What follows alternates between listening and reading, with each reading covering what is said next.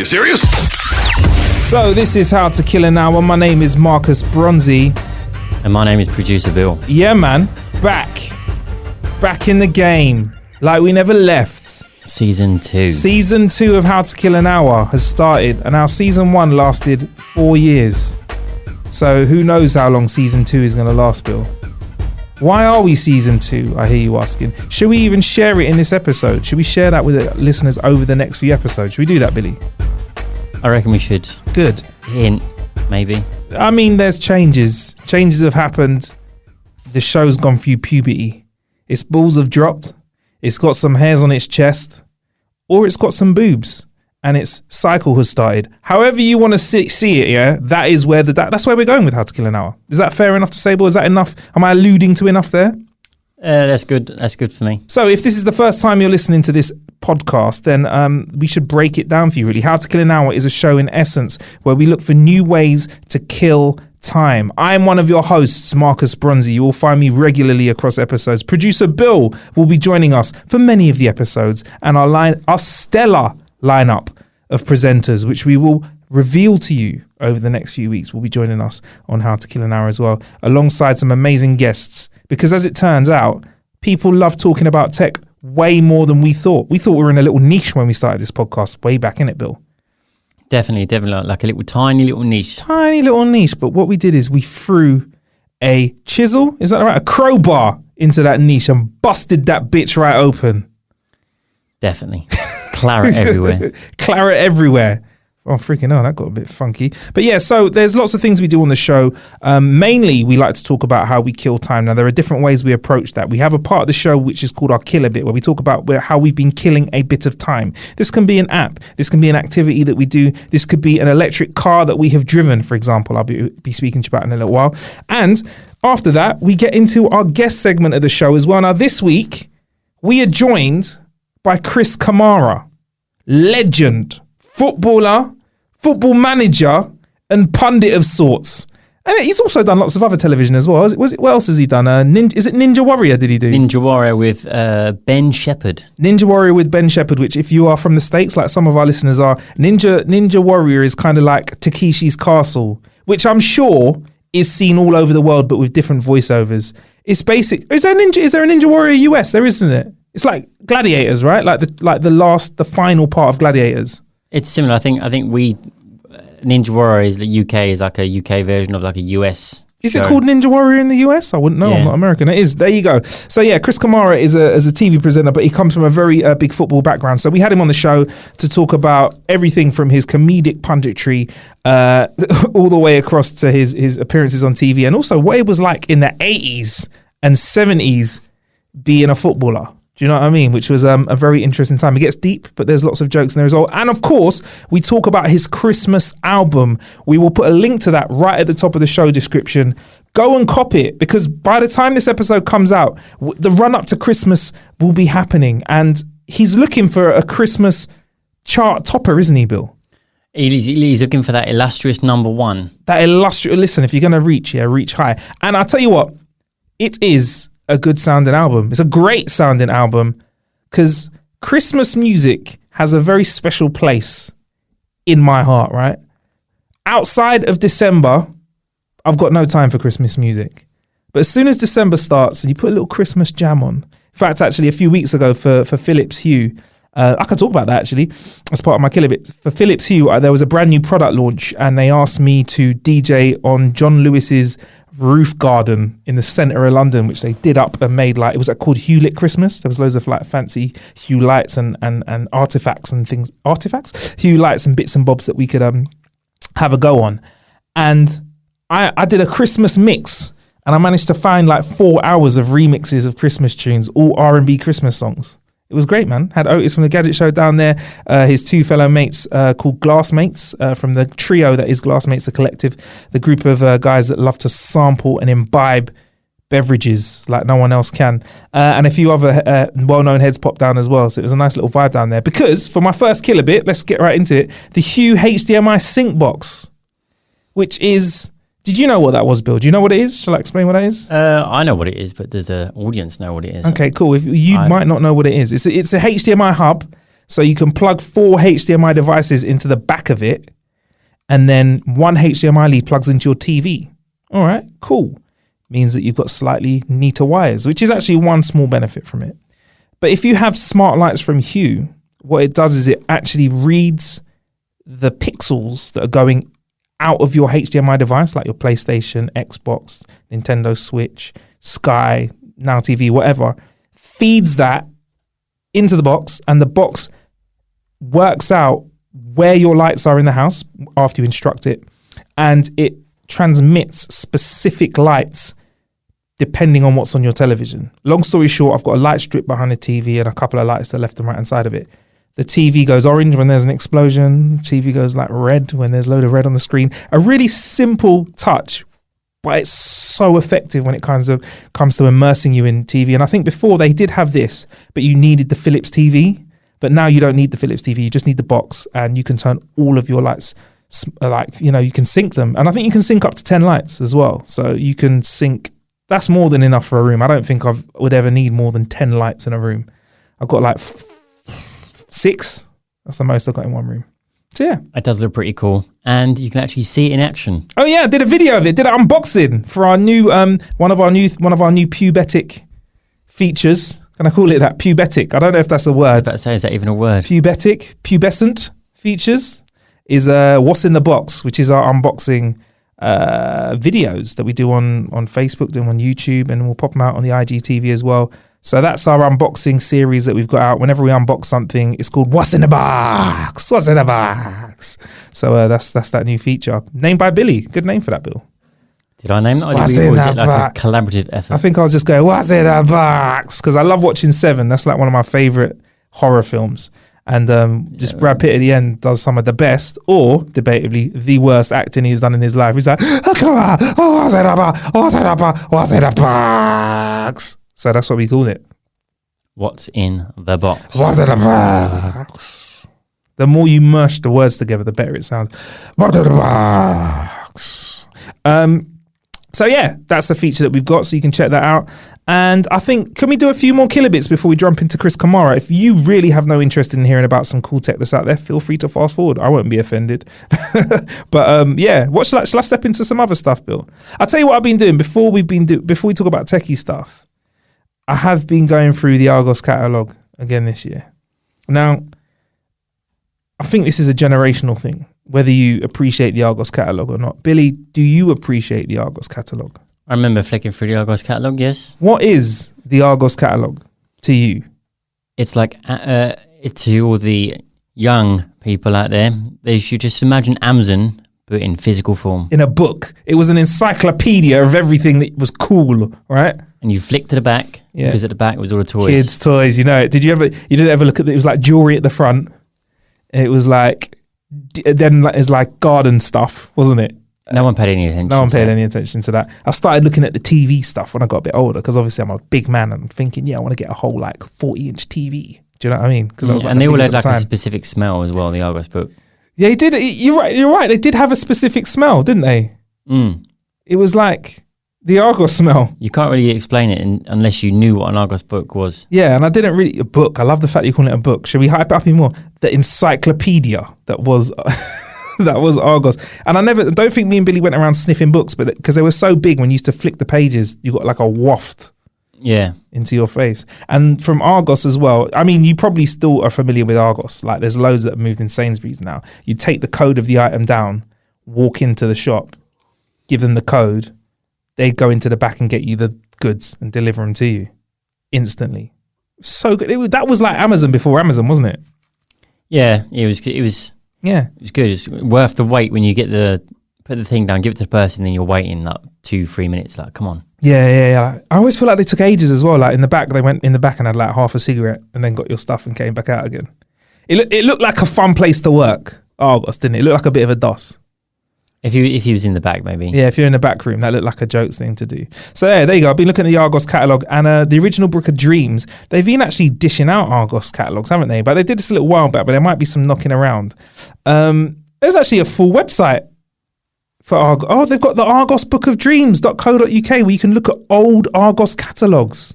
Jeez, I'm looking at one now. They used to look so regal. Purple purple book with big gold Argos writing on it. They used to be the shit, man.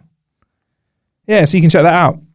Look what old people used to look at and get excited about before there was the internet. So what else have I been killing time with? Can we do some more, Bill? Where are we at time-wise? Because I want to jump into Cammy soon. All right, we'll jump into Cammy soon after this. Also got given a Capcom Home Arcade. That's also on What's in a Box? What's in a Box as well. Capcom Home Arcade. Again, this is one for my older generation out there, but appreciate this if you're young as well.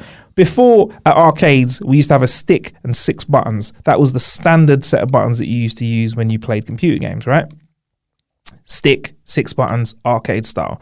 Now, there's still a lot of gamers out there that still use the stick and buttons when they're gaming out there. They feel that it gives them a better vibe, but most of us are used to the regular control pad in our hands, sexy computer. But what this is the Capcom Home Arcade is an all-in-one box that you can plug into your computer via HDMI that has a selection of classic Capcom games. Now, there's a whole bunch. I won't reel through them all. It has got Street Fighter, though. Street Fighter 2. You win. It's got those. And that is one of my favorite computer games ever. There's nothing better than letting off a Hadouken from Ryu in Street Fighter 2. Were you a Street Fighter 2 player, Billy? Yes. Just kept it nice and simple. Who was your go-to player, Ryu or Ken? I'll admit I like a bit of Ken with the Shoryuken. Shoryuken. What was the Shoryuken? Was the Shoryuken the uppercut? No, that was the... Oh, good point. The Hadouken was the fireball. The spinning leg. No, that was Futsunuken. That's what it was. Oh, okay, cool. Futsunuken. And the Shoryuken was the uppercut. And the Hadouken. That was the Hadouken. Yoga Flame. That was Dal Sims. Fire Truck. Who was that? Did he say it? Who said that? Fire Truck. No, it sounds like Fire Truck. Does it sound like Fire Truck? Or is it Yoga Flame? That wasn't him. That was, I can't remember. If someone's listening will know what I mean. Fire Truck. It sounds like a fire truck, but it's not. Fair enough. But yeah, so there's that. There's Final Fight as well, which is one of the games that kind of it influenced Street Fighter. So kind of games like Streets of Rage and Final Fight, those games where you could roam around co-op and bust up loads of punks on the streets of some, metro town somewhere in the States. Those games where you'd have a turkey on the side as a power-up item, and if you ate the turkey, it would bring all of your power levels back up to 100%. One of those games. Did you ever partake in games like that? Streets of Rage, Final Fight? Not really. I mean, I'm more of a Street Fighter kind of guy. More of a Street Fighter kind of guy. I love co-op beat 'em ups.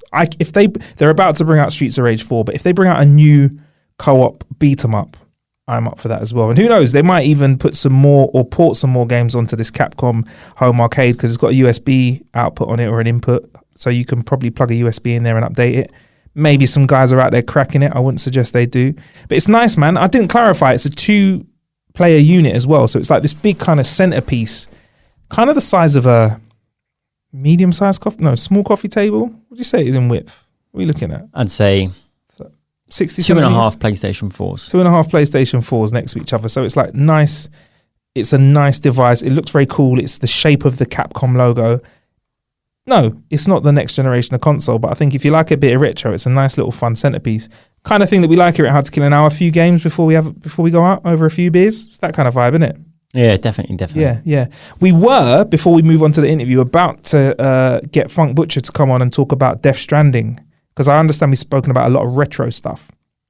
Death Stranding is something that Funk's reviewed.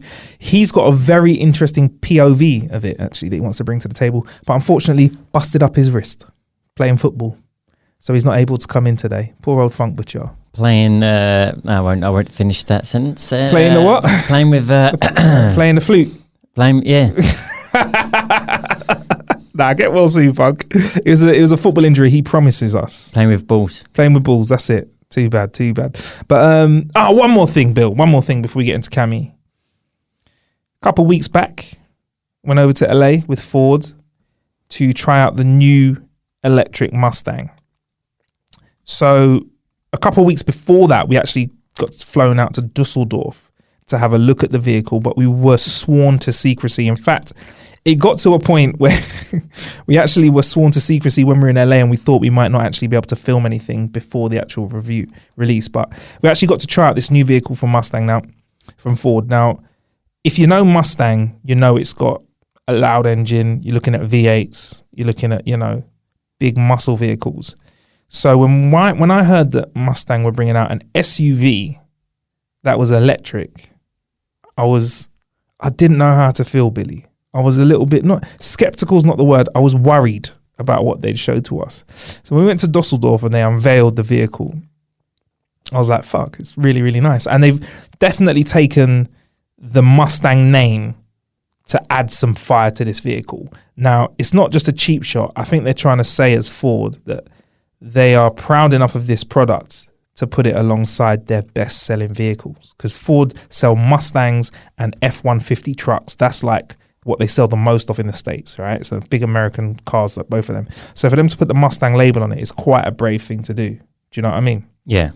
So when they revealed the vehicle, it's got Mustang hints to it. So it's got the Mustang tail lights. It's got the horses all over it. You can see the stallions all over it. But it's also a very smart vehicle as well. So it's got push button on the side that you use to open it. So there's no, basically it's not like a regular kind of click handle. You walk up to it, press a button, doors open for you. It's got the big heads up display that people are used to seeing in electric vehicles. A big, I think it's a 15 inch display in there, which has a manual dial that you can use to pump up the volume. Everyone likes to turn up the volume, but everything else you can control digitally. So your dashboard is very, very basic, but you can control a lot of the car's specs from there and settings from there. And it has profiles, so it can actually remember. So you could have Billy's profile, Marcus's profile, Funk's profile, Nick's, Dev's profile, and it would have all your settings for you. And it uses AI to remember how you use the vehicle as well. So if you call your mum every Wednesday, it will say on a Wednesday at 7:00, for example, if that's when you call your mum, do you want to call your mum? Or if you go to the gym at 7:00 every Wednesday and you get in your car, 6:50, it will say, I'll be going to the gym. Little like clever bits of AI intuity that you kind of would enjoy. I don't know. I mean, I'd like that kind of stuff. I don't know. How do you feel about that? That sounds kind of cool that it will direct me where to go without even having to put it into the actual car. It just goes, oh, you're going here. Yeah, man. Let's go. It's similar, a similar sort of tech to your phone. 100%. Say you go to your place of work every single day, Monday to Friday, 9 to 5, your phone will work out that's your place of work. Yeah. It's not as scary as people make out. It's like, oh, my phone knows where I work. No, you're just there all the time and your phone has figured it out. And I keep saying to my phone that my work isn't spearmint rhinos. Well. But maybe I frequent there a little bit more often than most. But, what's a man's meant to do? 10 minutes to go and there's some traffic as well. Go in for your quick lap dance on a Thursday. But I'm not scared of that kind of stuff. Like, whatever, man. But it's quite intuitive, which is nice. It's something that I've always spoke about with Ford, is that their smart onboard systems could do with a little bit of bringing up to the time. And they've definitely moved in a different direction with this. Obviously, when you're planning journeys as well, because it's an electric vehicle, it will help you suggest where you're going to stop off. So it will take into account temperature, distance, where you're going, and kind of plot stops to get your electric top-ups along the way, which is necessary, right? Yeah. As a vehicle, because it's an electric vehicle as well, it's got a massive battery at the bottom of it, which means it sticks to the floor when you take it on the track. There's stats on the website. We'll give you a link to it, but it's friggin' fast, the regular one, let alone the GT version that's going to drop the year after, which I love. Is sexy. It's outperforming a lot of vehicles when you take it on the track, because electric cars, they have instant takeoff. When you put your foot down, there's no fuel having to be ignited to create, torque. It's just go straight away, which is quite nice. The one thing I found with electric cars, I've only recently discovered that there's no gears. No gears. I thought, all electric cars are automatic on that. Yeah, it just goes. That's surprising, but then again, it makes perfect sense. Yeah, it just goes like faster or slower. What's really interesting is when you take your foot off the gas in an electric car, you don't get that coast that you get in a regular car. It just kind of starts to slow down. Yeah. In terms of noise, is a big thing about the Mustang Mach-E as well, is it doesn't have the Mustang noise, but if you put it into sports mode, Unleashed is what it's called. The speakers in the car let off like a kind of it's like I can get it for you. We can play it on the pod. It makes it sound like I'm assuming I can gather what it is. It makes it sound like it's going to be a gas powered car. So you put the foot down and it plays a sound. Good guess. It doesn't just go like whum whum whum whum. That'd be funny if it was just a guy going. But it's not. It's not like that at all. It's like this weird. It's not weird. It's like it feels like they've watched Blade Runner and Tron and mixed those noises with the. I mean, I can try and play it into the. I've got it here on my phone. I've got a noise. Let me try and get it out for you. Should we try? Here we go. Basically, go for it through here. So you get to have a real feel for that low center of gravity. Yeah. And then suspension. Most SUVs would be a lot. That's him spinning around friggin'. Chippier through here. A lot more. That's him doing some cone work. Sticking real well. I want to be a feminist child. We might do another rev here. Here we go. So 5.5. 5.5 seconds. Do you see what I mean, though? It's kind of like Tronny. It does sound pretty cool, to be fair. It's not bad. I'm glad that I've got that sound there. That sounded pretty good. So yeah, man. So that's the Mucky. It looks lovely, and I'm not the cariest car guy. So I'm saying it looks lovely from a point of view. It looks really cool.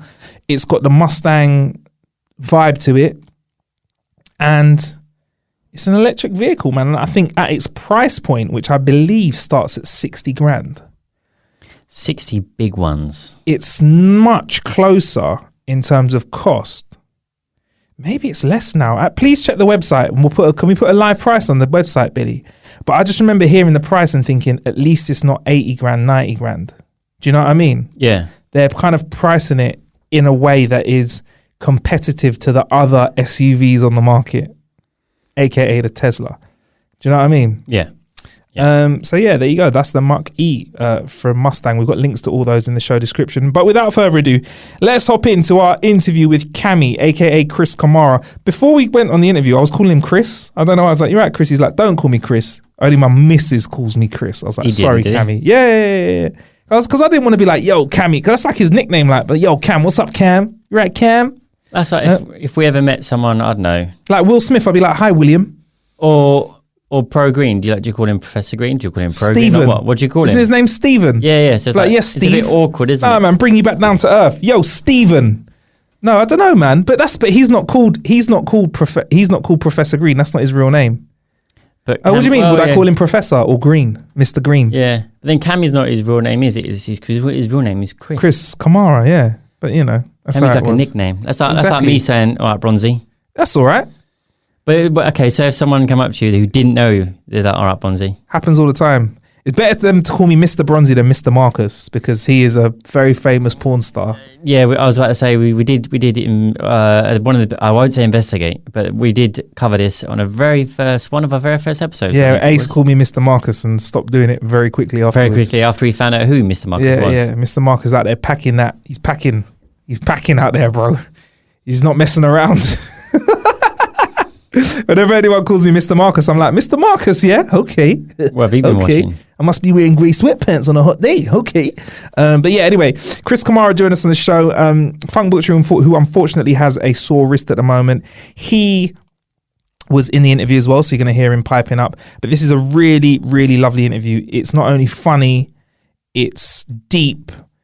We have great kind of depth with regards to what we cover across football over the years. And we also get some great Cammyisms in there as well. Play a game of Camel Spam at the end as well, which is lovely too. Yeah, make sure you check it out. Make sure you get the album as well. We talk about it a lot. There's a little taster in there too.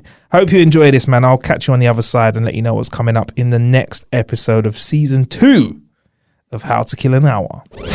Very nice to welcome Cammy on the show. Hey. How you doing, mate? Couldn't be any better. Yeah? You looking well?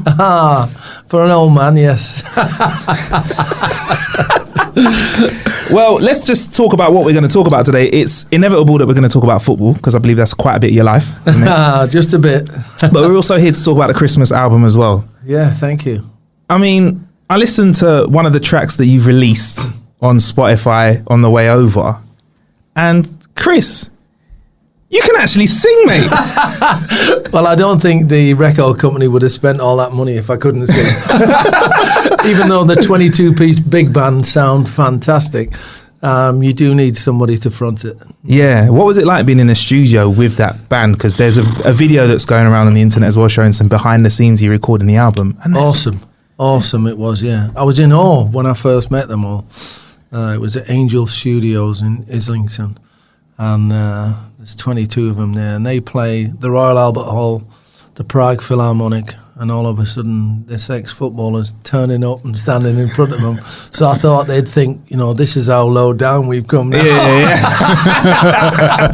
But they were great. They were absolutely fantastic. Yeah. And I didn't have any, because monitors and all that is new to me, in-ears. So I didn't have any in-ears in. So the conductor kept waving his stick towards me, but I didn't know when to go in because the music was so loud. It was so good, and I was just enjoying it. And he said, "You need to watch me, and I'll cue you in for when you need to sing." So he's trying to conduct you with his hands, and you're just going, this is it sounds great. Oh, it's my turn. Yeah. But this isn't your first foray into singing. I think you kind of let us know about your voice a little while back in terms of how you can sing, though, right? Well, I've always liked to sing a little bit, and there's singing and there's singing. There's singing with a 22-piece big man, and having a proper record company produce it, and there's normal singing like I do in my bar in Tenerife after adding 10 or 12 pints. Oh no, I wish I could anymore. My belly won't hold it. The audience, they're a bit more forgiving, yeah? Yeah. They've also had 10 or 12 pints. Sounds amazing. You listen back the next day and it's like some old crow. Where was that come from? On a scale of 1 to 10 though, in terms of like stage fright, you were in front of like a 22-piece band. How was that compared to like playing in front of thousands of people when you was playing football, or even being on TV? How was the nerves? It was nervous. I never get nervous. Since going into TV, all this has been a bonus for me. So going into TV, working for Sky, working on Ninja Warrior for ITV, doing all the shows, Catchphrase, Tipping Point, acting on Emmerdale, not a problem. But standing in front of those 22 and thinking, oh God, please, hopefully they like the sound of my voice, because if they don't, I'm sure they're all going to get up and walk out and say, you've wasted our time here. Yeah. So it really was. It was a bit, the heart was pumping and to be honest, I got a kick out of that. Yeah, because I haven't had that for a while, because you take things for granted when you can naturally do them. So when you're nervous, it's all like it's a feeling that you've not had for a while. It's like when you get upset about something and you can't stop yourself getting upset because it affects you really badly. Whereas the nerves thing, maybe that was probably the little shot up the arm that I needed to stand in front of them and make sure I could perform. Was it like being on trial at a club? Like you got to impress the manager? Or I thought you meant like in court. Took a left. So I waited till the break and we had a cup of tea, and then went round to them, and 50% of the band, there was men and women. I would say there was 15, 16 men, and the rest were women in the band, and thinking that they were upper class and that they'd all talk with a silver spoon in their mouth. They were exactly the same as us. They were just proper people who were great. Most of them were football fans. Wicked. Oh, brilliant. Yeah, so we ended up chatting in the break, and they were saying, oh, it sounds great. And I'm going, are you sure you can hear me? And they were going, no, it really sounds great, and we're so pleased that we've got you on board, and hopefully we've booked the Royal Albert Hall for November 2020. Wow. To do the Christmas songs there. But that all depends on how well the album does this Christmas. Well, I was going to talk about the theme of the album, but you kind of just gave it away there. So it's a festive album, right? Yeah, it is. Yeah, it's all the classics. Let It Snow, Santa Baby. It's beginning to look a lot like Christmas. Frosty the Snowman, Hey. all those type Rudolph. Yes. Yeah, all those types of songs, and one brand new song called Here's to Christmas. Here's to the season, happy holiday. And that is penned by yourself, right? No, I wish. I wish. It's a fella called Richard Scott who works with sort of like he's done stuff for Michael Bublé, but normally does writing for Robbie Williams. So, Right, okay. So he's penned this Christmas song. Because I thought the 9 covers, everybody knows them, but not probably heard them with the swing band. So that's fine, that takes care of itself. Yeah. What with the standalone song, what would it be like? Will it fit in with all the others? And it is such a catchy, wonderful tune. It's brilliant. Wicked. And how would you describe your sound to those who haven't heard you singing, who haven't seen the preview? It's that you've hard seen? to describe yourself. The only thing I could say, I've had... It's Cammy. Yeah, it's Cammy, but a lot of people saying sounds a bit Bublé-ish or you know, and other people are saying this, I have to say, not me, or Frank Sinatra-ish, Hey. you know. Hey. Yeah. That's a little bit like when you go over to the park and say, who'd you play like? I'm a bit like Zidane. True, yeah. I've gone right to the top. Yeah. Oh man. So yeah, Christmas album and the release date? It's on the 15th of November. Perfect timing for So, Christmas. yeah, which is great. And you can download it on all these Spotify, iTunes, Amazon. Did you say Spotify? Spotify. There you go. It's a new one. Camison. That's it. That's the one. So we're hopeful. Yeah. We're hopeful. But, you know, a lot of competition at Christmas. Yeah, man. George Michael, God rest his soul, is bringing out some unrecorded songs. So that's competition. Robbie Williams has done a lot of covers with other people. I heard one the other day. It was a Slade track, and I'm not sure that's the type of song that you should cover, because that's a Christmas classic in Yeah. itself. I you know. believe that some things should be untouched. Oh, I think definitely. you're definitely. Yeah. And of course, there's the Christmas high priestess, Mariah Carey. She's always lurking around Christmas. She's never going away, mate. She's never going. Every But Christmas she's never back. had a number one in the UK. you see. Really? So that's why she's doing her best to change that. Really? Okay. But every year at Christmas time, she must drop back into the charts. Like Yeah. that song Yeah. must drop in every single year. Yeah. Well, they all earn a fortune, don't they? Noddy Older says it's his pension every year. There you go. Christmas. So. Good shout, Cammy. Joining the Christmas gang then, getting that Christmas hopefully change here's in. to Christmas every year. Yeah. I did MTV yesterday, and they put it on the Christmas playlist Nice. already, and that'll be forever and a day. So, Let It Awesome. Snow is on there. Not Here's to Christmas, but Let It Snow. I'm working on Here's to Christmas to get it on there. And you've had some spins on radio as well. I think Moyles dropped a track, didn't he, recently? Yeah, first one to play the track on the 5th of November, was it? Wednesday. Sorry, the 6th of November. Yeah. Mosley, they don't play Christmas songs on Radio X, but he's my mate Mosley. And so I said, look, you can have first dibs at this.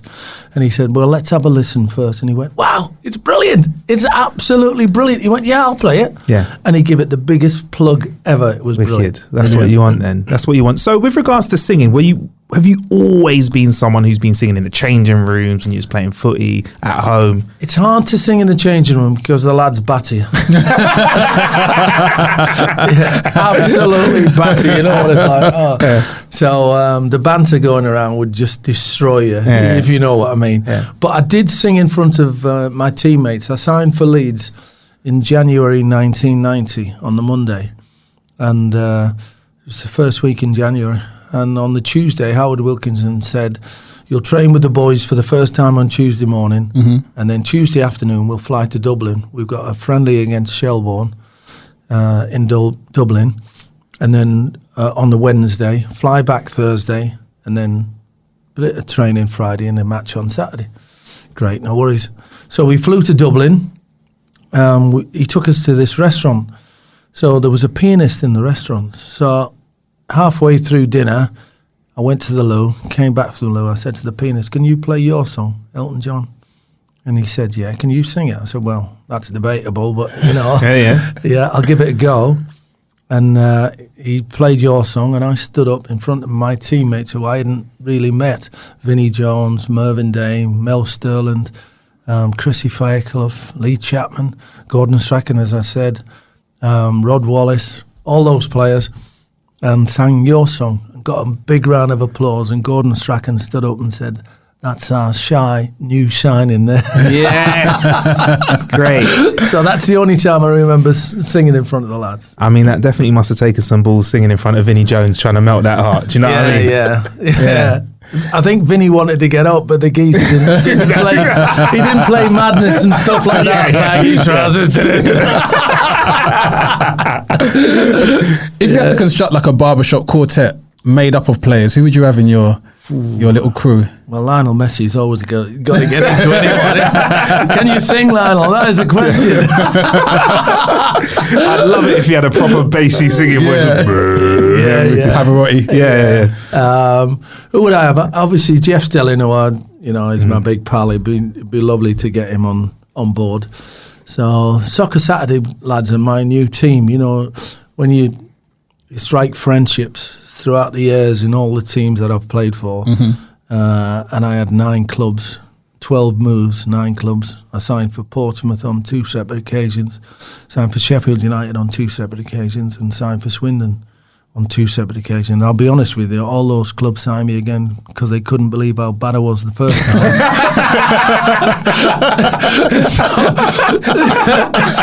So you strike up a great friendship with teammates, but then when you finish playing, it's gone. You know what I mean? You hardly keep in touch with anybody. So the new teammates are the Soccer Saturday mob. So it'd be nice to have Tomo, Charlie Nicholas and Merce, and Jeff has been back in band.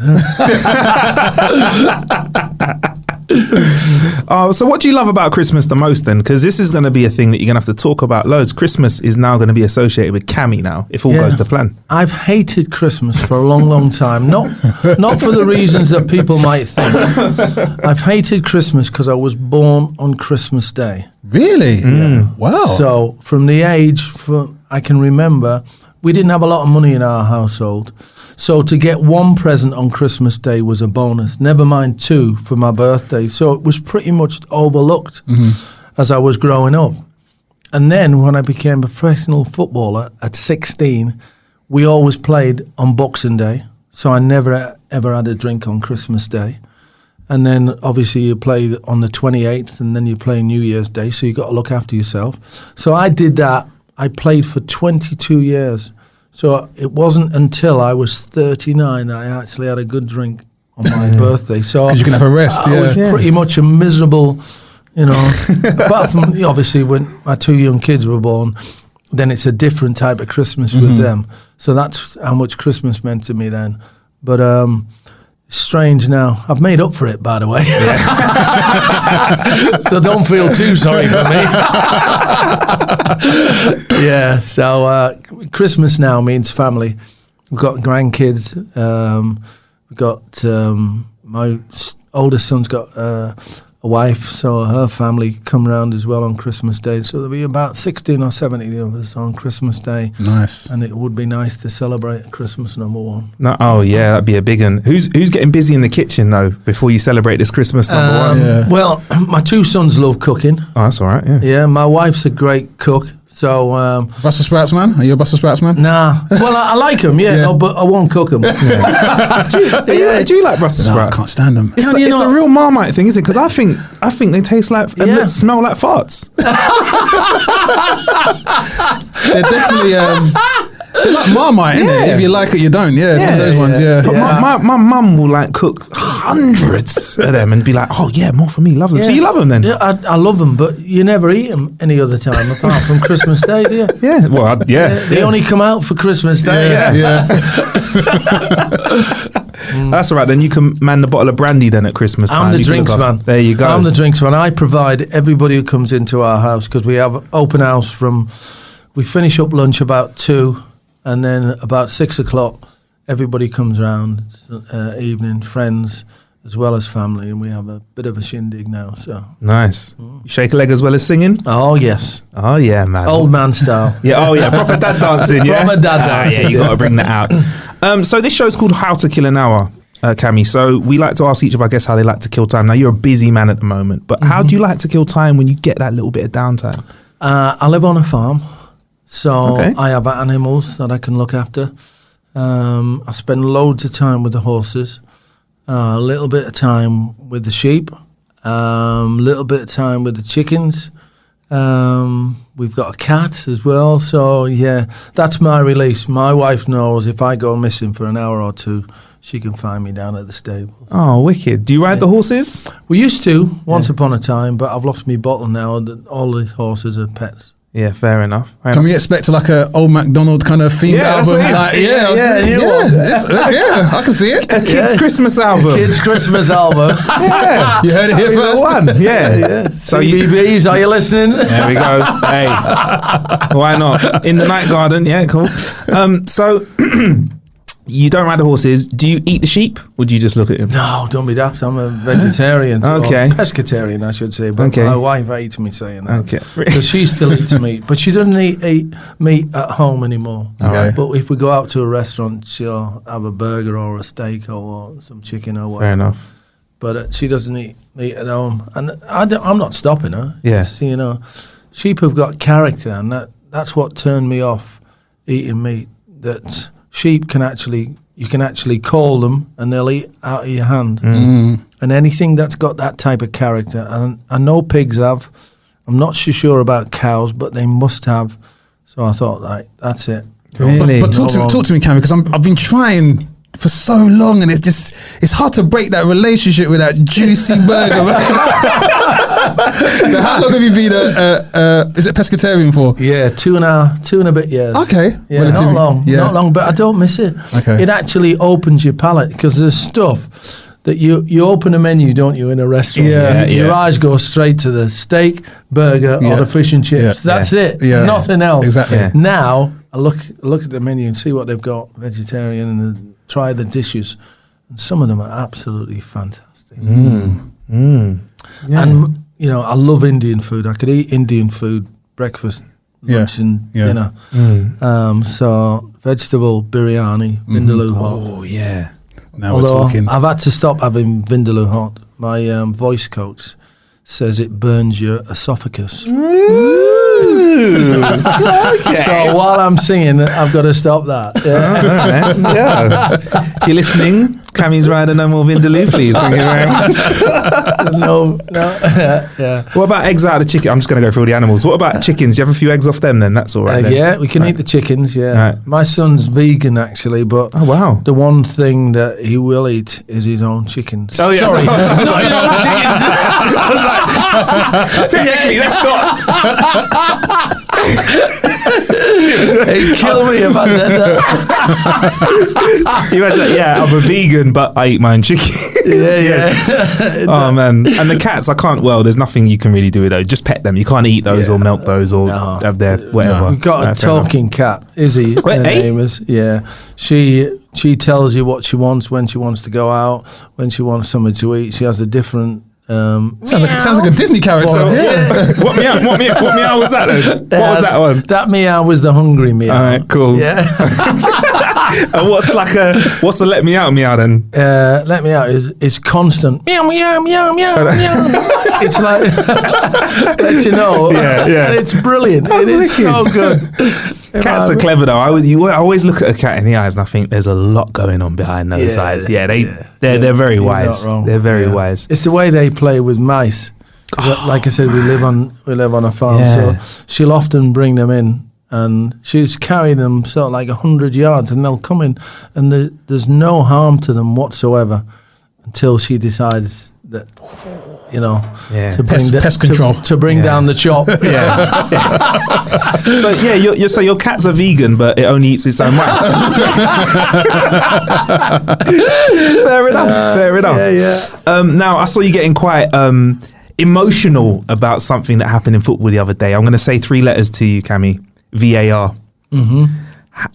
It's causing a bit of it's causing a lot of conversation across barbershops, football stadiums across the land, and you were quite upset with a VAR decision the other day, weren't I you? was On a really, scale of really 1 to upset. 10, how much do you hate it? Sizzling. I don't hate it. Yeah. I just think it's been run wrongly. Okay. Yeah. So What's going on there? Like, yeah, do you want to talk us through that? Because that was interesting.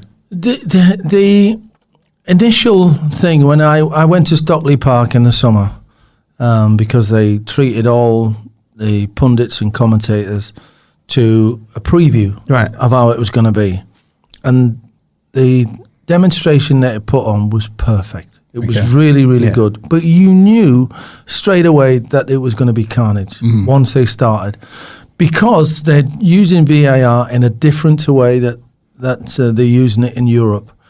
In Europe, the referee goes over to the monitor, he has a look, and then they make the decision. We saw it in the Euros. It does waste a little bit more time, but at least then the referee knows what the score is, and they're explaining to him along the way on what they're going to do, why they've made that decision. Our lot have not helped the referees when they needed to be helped. When they didn't need any help, they've interfered. So they've made it virtually impossible. And the decision I got upset about was because the line on when it was Firmino was given offside against Aston Villa, the line from the VAR was not straight. It was not straight. So somebody doctored it to make him offside. You know, just because they'd made the decision to disallow the goal, they had to justify it by making the line out of line. So that's why I got upset, because the one thing that I got told off about was there's no such thing as, well, he's only just offside. He's either offside or he's onside. Okay, so that's fine. If that's the way you want to play it, well, Firmino was onside, but you made him offside. That was my opinion. I think it's almost as controversial as Sterling's one at the beginning of the season with his armpit or something like that. Is it that game? Well, that was the one that was called as the armpit, So it's just been, the way they've implemented it has been so poor. They had the bar really low. Now the bar's so high. They don't know what they're doing. They really haven't got a clue. They need to scrap it, I think, take it away from this season, and then start again next. And how do we make sure we do it right? How do we do it right next season then? Well, I think they do it right. I think they need a football person with them. You know, the referees know the laws of the game. Quite a lot of them don't know the game itself because they've not played the game, or they've played it at an amateur level and they're not quite sure about certain situations. So let's implement somebody in there with them. There's loads of ex-footballers who'd love to go and help them. Just run it by them. You know, I'm not saying that they have to take their opinion, but run a decision by them. How would you go with that decision? Would you go for it or against it? And he'd probably give his opinion. Yeah, for it. No, don't go for it. Then it gives them something to think about. But at the moment, you've got referees refereeing referees. And they're frightened to go against their immediate decision. If you're going to use a machine to do something like that, I think it has to be right 100% of the time. Without a doubt. Because referees, I understand they're humans. Sometimes their line of sight might be obstructed. Things happen. And you know what? There's times when decisions have gone my way. There's times when decisions have gone my opposition team's way. Cool. But if they do it with tech, I feel like there needs to be no room for mistakes. Well, that's what I was just going to say. I mean, are we getting to a stage now? Do you feel like, I mean, this is a tech podcast, but do you feel that tech is actually spoiling football? Too much technology in it? Is it taking the human error aspect out of the game, which is not necessarily? Not if it's done right. If it's done right, then there shouldn't be too much of a problem. The problem that we've got is not done right, and I also feel for the referees. I understand, you know, when you say something, it affects on referees, but I have to say we're all accountable for what we do, for what we say, for how we act, especially when the media is. The cast is on you. You have to be 100% right or committed to whatever you do. And referees, I do understand they are under pressure. And you wouldn't, if I see a referee today and he's in a cafe or in a bar, I'll go and have a drink with him. I'll go and have a sit down and have a chat with him. But when you're dealing with professional sport, you have to give your opinion. You have to be correct on that. And sometimes, you know, people do go over the top. There's no doubt about that. People do go over the top. They've got to remember that these people, even though they're making mistakes, hopefully not doing it deliberately. And that's why I was so upset about the Firmino thing, because I thought that was deliberate. How about the situation or scenario would it be if we had a completely digitized referee where everything is either black or white? So you actually don't have any human element in the decision making on the pitch. Is that too far? Yeah, that's impossible. Virtual reality in football, no, I'm afraid that'll never happen. You can do your computer games on that, but not in live football. And that computer game ref is sometimes an arsehole as well. That was not a red card the other day on FIFA. Yeah. I swear sometimes they got it in for me. Yeah. I mean, you made an important point actually about people being responsible for their actions, and there's been racism in football has been something that's been a conversation that's been had over the years, and I think it's kind of not coming to a head now, but it's been something that's been higher profile this season. As a young black footballer who kind of, you're playing across the 80s and the 90s, how is it kind of watching how things have changed recently? I mean, is there a marked improvement as compared to how things were for you back in the day and now? Oh yes, it was a nightmare when I was growing up. An absolute nightmare. I was the second black player to play for Portsmouth, the first black player to play for Brentford, and the first black player to play for Swindon. So you can imagine growing up, I made my debut, it's going to sound awful, isn't it, in 74-75 season when I was 16-year-old. So back then, I played for Portsmouth, who had a national front element in the crowd, not a massive national front element, but there was about 200 or 300 and make themselves known. So not only would they boo me off when I was crap, they'd boo me onto the pitch in the first place. So that was, for something that throughout the years that I've accepted, you've accepted that, that was just then and this is now. All of a sudden, I'm starting to think, why did I accept all that? Why was there nobody around? Why was there no teammates around? Why was there no managers around? And that is the biggest thing why myself, John Barnes, Viv Anderson, Luther Blissett, Howard Gale, who used to play for Liverpool, and black players from that ilk, Brendan Batson, do not want players walking off the pitch at this moment in time. No way. We fought so hard and worked so hard through all that strife for people to say they need to walk off the pitch. No, they don't. They need to stay on the pitch and defy the racists in the same way England did in Bulgaria. If England had gone off that pitch, then copycat after copycat after copycat would follow England around, because people would think we can get these games cancelled, we can get ourselves heard. All these Nazis would be heard all over the place. Yeah, we got that game stopped. In Italy, it's an absolute shocker. Balotelli, the other day, was about to walk off the pitch and his teammates convinced him to stay on. He stayed on the pitch and he scored. That was the win. They lost out. Get them out the stadium and keep the players on the pitch. That has got to be the motto. Just to put into perspective for a lot of the younger listeners, what was the support network for when you... I mean, there's a support network. Yeah. Honestly, there was programs on the telly called Alf Garnett and Love Thy Neighbour. Yeah, okay. The N-word was used constantly. Complained against the nignog. Equal rights does not entitle nignogs to move next door. Get that nignog off that machine. And why should I? Because I said so. Eddie, look, keep your black nose out of this, Sambo. Calm down, Booth, calm down. Well, while you've been doing your duty, we've got rib worked. Pardon? Spread from next door. What, them nignogs? I knew it. They never wash, you know. Do what? It's with them being black. They probably don't bother, you see. They can't tell whether they're dirty or not. And it was just taking the mickey out of black people the whole time. And, and I would go into the dressing room at Portsmouth the following day after they'd been on that night before, and the lads would be talking about it and how funny it was, and then I'd walk in, it'd go quiet for a second, and then someone would say, "Oh, you don't mind, oh, do you, Cammy?" And you go, no, I can't mind. Yeah. Because I am one voice, Of course. and they would have kicked me out that dressing room straight away and said, you got a chip on your shoulder, this, that, and the other. So you had to go with the flow, and that's why I'm saying to you that when I look back now, it's been a sort of acceptance that you had to take reluctantly, but I wouldn't change a thing really. I just think that was then.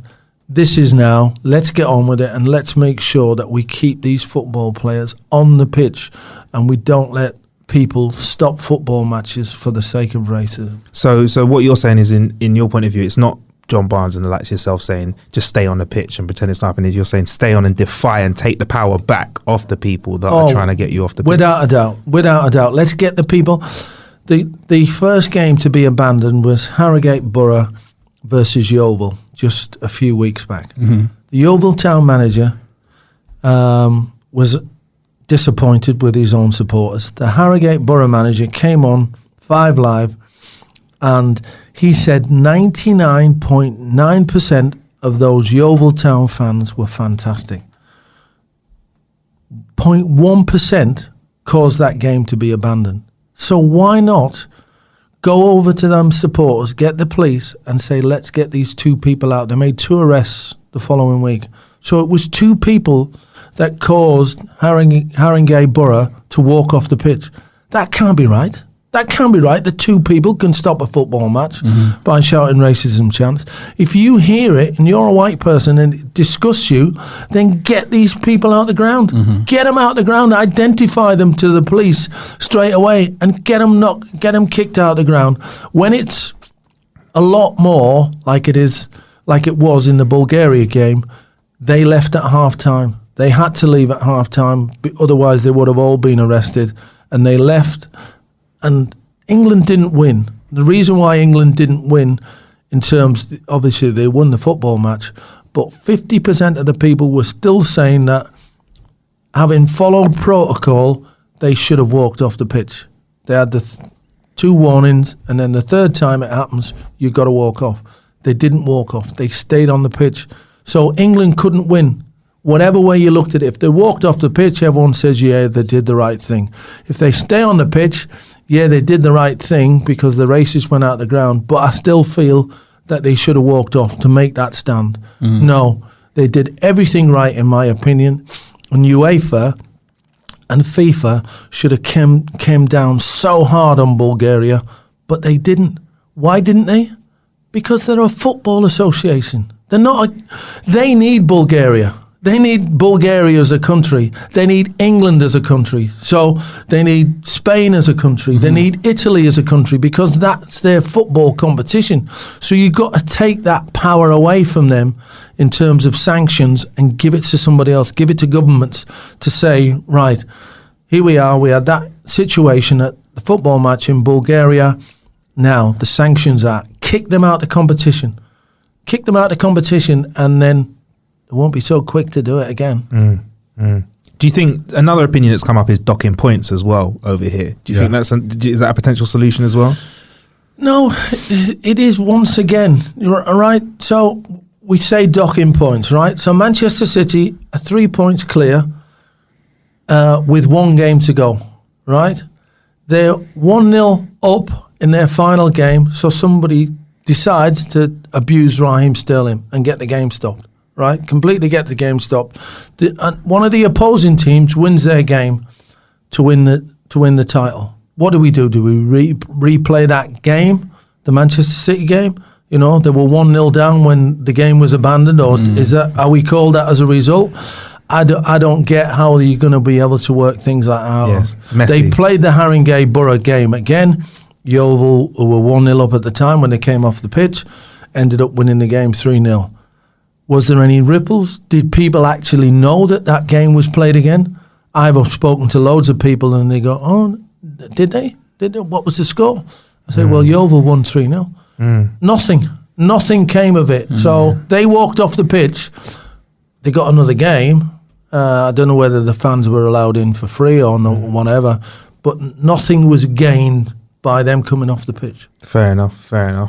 Right, that was a bit deep. We went deep. Right, let's bring it back. No, but it's Funk and I have to appreciate, I'm sorry for speaking on your behalf, Yeah. Funk, talking to somebody who's been there when we weren't there. Do you know what I mean? It's easy for us to have an opinion now, but we don't know what the lay of the land was for the last 20 years with footballing racism. And it's interesting to talk to people like you because the steps that you make have affected what football is for us today. And inside and outside of football, how people treat us as black people. So thank you for that. I think it's definitely, from my perspective, I think we owe a thank you to you guys because you guys were trailblazers and you actually put your necks out there. And I guess what's kind of is frustrating, the different voices and the different takes on social media is that they can't actually understand how isolating it must have been for you at that point in time. Because I guess what they're looking at it is that the circumstances were the same as it is now, but there were just less black football players there, but you had all the support and the different networks and the different means to kind of deal with the abuse, but it wasn't anywhere near that kind of... No, but they didn't even nothing. have Twitter. Like on Twitter, somebody can say, you know what, great decision, mate, or someone can say terrible decision. You didn't have that, did you? No. Nothing at all. That's it. I became a manager in 95-96 season, and I would walk into boardrooms then, and I knew immediately, you get a sixth sense, who was comfortable with me being in there and who wasn't. Yeah. It's, it's a sense that only black people can 100%. 100%. And you know. It's like spider sense. 100%. 100%. So this is 95-96 and I'm the manager of Bradford City Football Club and I know that people are not comfortable with me being in boardrooms and so it has come a long way in terms of the respect and the responsibility that the likes of Raheem Sterling, Jesse Lingard and all those boys give us now. Brilliant, absolutely brilliant. They will only ever suffer now through crowd abuse. They won't get that in real life at all, wherever they go, wherever they do. So football has become a conveyor belt for racists because they can't be heard in society. So whatever goes on in Brixton or anywhere, any parts of the country, people getting racially abused, it doesn't make the headlines. It makes the headlines when it's a football match. So we have to stop that happening. Right. Interesting, I hear that. Right. So from there, Cammy, I want to take us over to, from football, Cammy, I want to go to action man, superhero Cammy. Do you know what I love? I love the story about when you're in Brazil because there's a photo that still does the rounds on social media of Cammy standing there. I was an idiot. Looking like a superhero Vigilante at the end of a chase scene. And there's a, vigilante Cammy, that's it. That's a good film, isn't it? I was an idiot. I could have been killed. I didn't realise. It must have just been instinct though. Yeah, it was. yeah. Sort of It thing was, that happens. Yeah. It was. So me and my brother-in-law, what happened is England got knocked out of the competition against Costa Rica. Before the Costa Rica game. So we played Costa Rica. It was a dead rubber game, 0-0. So all the England party, which had a hotel on Copacabana Beach, easy for me to say, and they had the top floor suites and everything. So they tried to give them back to the hotel, and anyway, the hotel, because you paid all the way through to the final. Yeah. So the FA said, are you staying out? Because I was doing a bit of work for them. I said, yeah. I said, well, you can have 2 suites at the top of this hotel. Nice. So I shouted my brother-in-law, do you want to come? And he went, yeah. Told him that you paid for it. So he had this 3-bedroom suite overlooking Copacabana, and I had one as well. So anyway, Gordon Strachan rang me. He was commentating for ITV, and he said, I'm going to coach some kids on Ipanema Beach, which is about a mile from where I was, but it's just a walk along the beach. And so he said, will you come and give me a hand at 11 o'clock? I said, yeah. He said, Adrian Charles is going to come along as well, and he'll probably collect the balls for us and stuff like that. I said, I've got a ball boy as well. My brother-in-law will come down. So he says, right. So I said to my brother-in-law, meet me downstairs at 11:15. So we walk along Copacabana and then we walk in down Ipanema Beach. Now, unbeknown to me, because I didn't know this until the police told me afterwards, 2 locals walked past us and asked us the time. And the reason why they asked you the time is we want to find out where you come from. Okay. Because it's such a cosmopolitan place. Yeah. If you speak Portuguese, obviously you're one of them, that's fine. Anyway, we told him it was 11:15. That was the key then, that they were going to do something. Now, I have to say, my brother-in-law was walking along with Mungme on his back, right? Because he had his shirt off and he had a massive gold chain around his neck, right? So basically, he was asking for it. Yeah. So these two fellas, one of them ran in between the two of us, the middle of the two of us, hooked his finger around the gold chain and ran straight across a dual carriageway. So there was two cars going one way, 2 lanes, going one way and 2 lanes going the other. And he crossed straight away. And instinct told me to run back the way. Okay. So now we are both running. We're level, but there's 4 lanes of traffic and there's cars coming by between us. He can see me and I can see him and I'm pointing at him. But I'm going to get him. You're going to get him. I mean, you're using your index finger there. I think that's not the finger you're using to point him.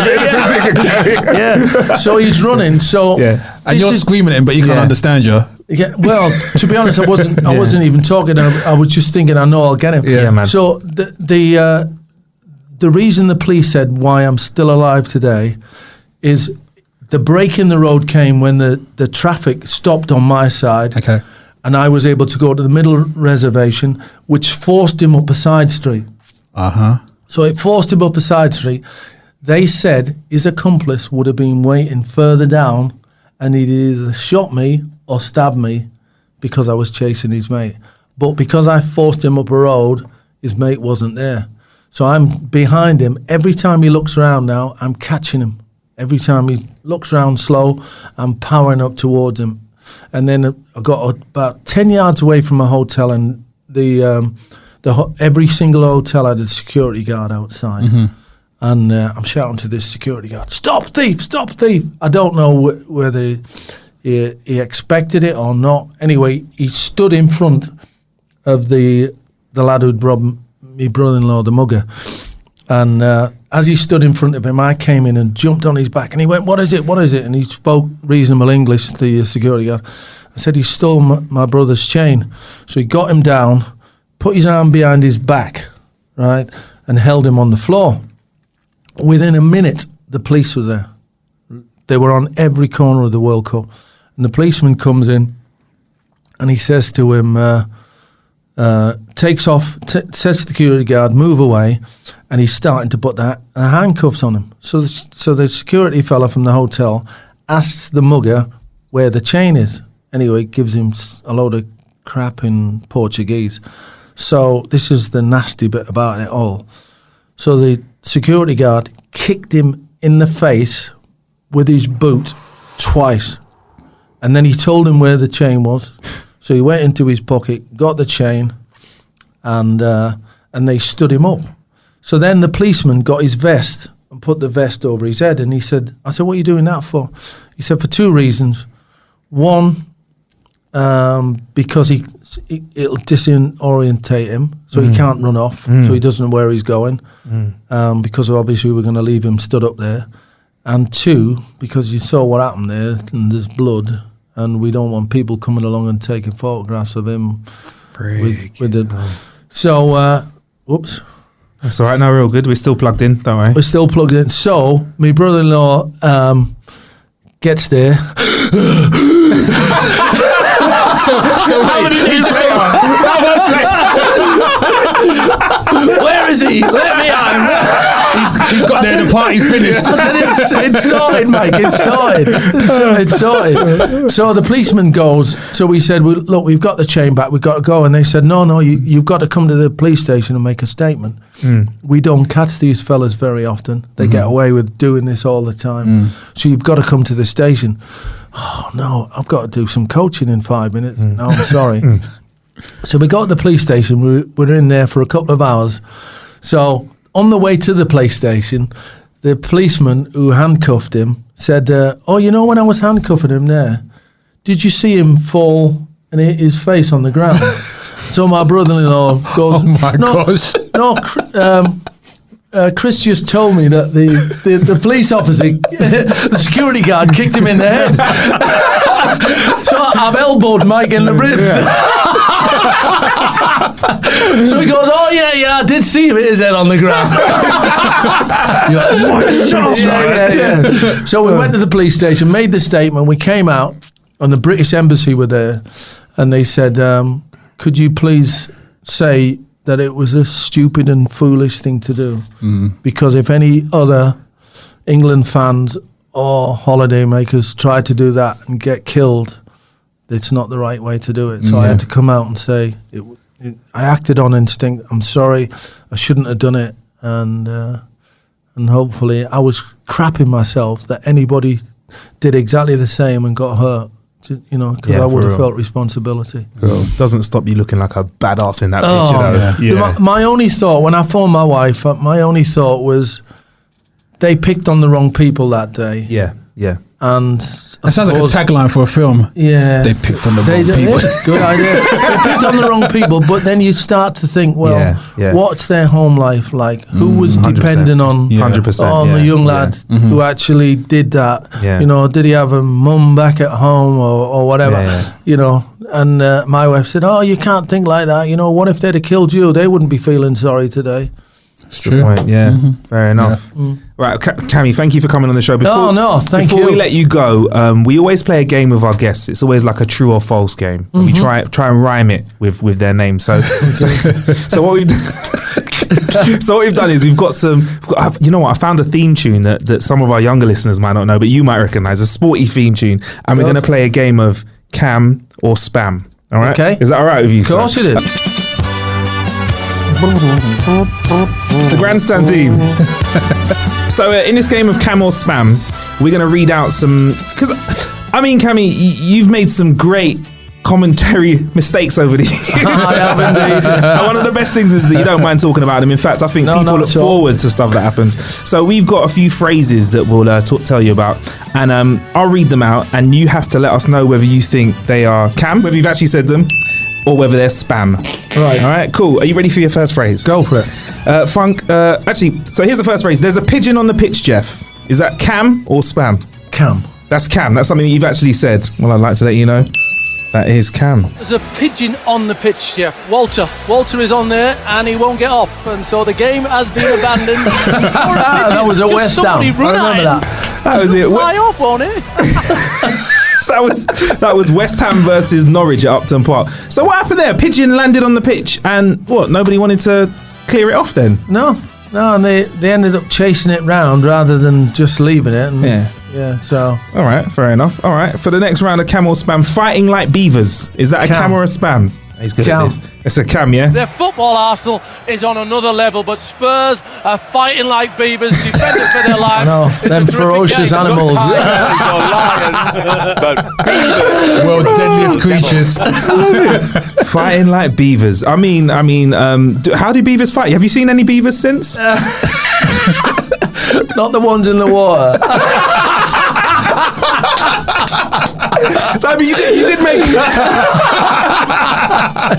you did make a comeback though. You did make a comeback and you did describe it. The game as a spectacle is magnificent. Spurs working like beavers. Beavers work hard. I mean, if there's any, well, it's sensational. If there's anything better than fighting like a beaver, that was a Cam. I mean, working beavers is also a thing as well, I guess. All right. So the final clip we've got for Cam or Spam. There's a goal. But it's not a goal, but it is a goal because the referee's giving it as a goal. Is that a Cam or a Spam? That's Cam. Yeah. That's Watford versus Reading. That's the one. Jeff, unbelievable. There's a goal, but it's not a goal, but it's a goal because the referee's giving it as a goal. That was ridiculous. Stuart Atwell, who actually refereed in the Premier League, was the referee that day. Yeah?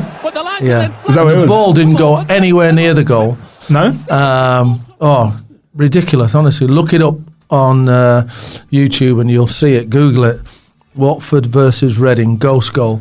Yeah. And anyway, at half time, I went down because I had it on the monitor, video replay. So I went down at half time as the players were walking off the pitch to tell the referee that it didn't go anywhere near the goal. And the Reading assistant manager, Steve Coppell, was the manager. But the assistant manager, who I won't name his name, as I'm telling the referee it didn't go anywhere near the goal, he went, "What the bleeping hell has it got to do with you?" I thought, yeah, go on. Fair enough. Oh man! Yeah. All right. Well, thank you very much for playing Cam or Spam. You got them all right, mate. Yeah, there we go. I've got the worst memory in the world, but oh man! Now you know what though? It's not an easy job though, is it? You're there and you've got a lot to take in when you're watching a game. So fair enough. Yeah, well, it's difficult when you have to turn away from the game with your headphones and you miss look stuff. at the camera. Yeah, because then you miss stuff. But yeah, no, thank you very much for coming on the show. Thanks for having me. The Christmas album. Thank you. Yep, it's out on the 15th of November. Here's to Christmas. Let's get it to number one. Fake news yesterday I had that Ladbrokes were offering 100 to 1, saying that we wouldn't make a ripple. Absolute total nonsense. The only price they would give my son was 10 to 1, and then closed his account down after he had 2 bets at 10 to 1. Fake news. Cheers, Cammy, man. Thank you very much. Thank you. Brilliant. Thank you. So that was the interview with Cammy, myself, Funk Butcher, here at How to Kill an Hour. It was a great episode. I hope you really like it. Coming up next week, we're going to continue the festive spirit with some more ways to kill time. Hopefully Funk's wrist will be back in order after his injury playing with balls. But joining us on next week's show is going to be K Kurd. It's going to be a great laugh. We've got some great tech chat coming up, some more bants, and obviously talk about what they've got going on in their career at the moment as well. Anyway, I've had you for long enough. I'm going to go and enjoy some Christmas music. And actually, we've got an app that we've got our hands on, which I'll talk to you about in the next episode as well. I've been Marcus Bronzy. Funk Butcher will be with you real soon. And I've been Producer Bill. Plenty of ways to kill some time out there. Thank you for killing some time with us.